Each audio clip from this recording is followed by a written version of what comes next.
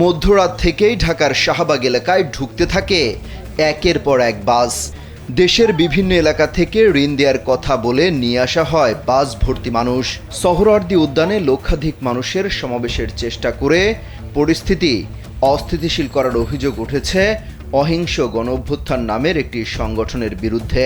তারা বিদেশে পাচার করা অর্থ দেশে ফিরিয়ে জনপ্রতি 1 লাখ টাকা ঋণ দেওয়া হবে এমন প্রলোভন দেখানো হয়। রোববার দিনগত রাত 1টার পর থেকেই সারা দেশ থেকে বাস, পিকআপ ও মাইক্রোবাসে করে ঢাকায় আসতে শুরু করে সাধারণ মানুষ। তবে পুলিশ ও শিক্ষার্থীরা তাদের বুঝিয়ে ফেরত পাঠিয়ে দিচ্ছে। একমাত্র ওয়ালটন এসি দিচ্ছে 1 বছরের রিপ্লেসমেন্ট গ্যারান্টি। জানা যায়, অহিংস গণঅভ্যুত্থান নামের সংগঠনটি সারা দেশের খেটে খাওয়া গরিব মানুষদেরকে টার্গেট করে বিদেশে পাচার হওয়া টাকা ফেরত এনে সেগুলো বিনা সুদে ঋণ দেওয়ার প্রলোভন দেখায়। এর বিনিময়ে রেজিস্ট্রেশন ফি বাবদ জনপ্রতি 1000 করে টাকাও হাতিয়ে নেয় তারা।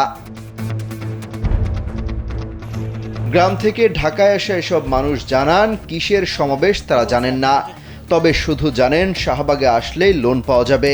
সেই আশায় ঢাকায় আসতে শুরু করেন বিপুল মানুষ।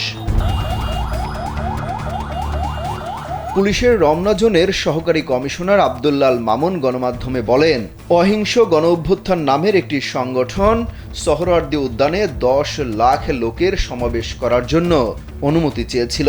তাদের অতীত ঘেঁটে পুলিশ জানতে পারে এদের বিরুদ্ধে প্রতারণার অভিযোগে মামলা করা হয়েছিল।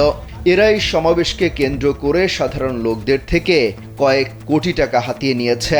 গাইবান্ধা, নোয়াখালী, লক্ষ্মীপুর সহ সারা দেশ থেকে তাদের লোকজন নিয়ে এসেছে।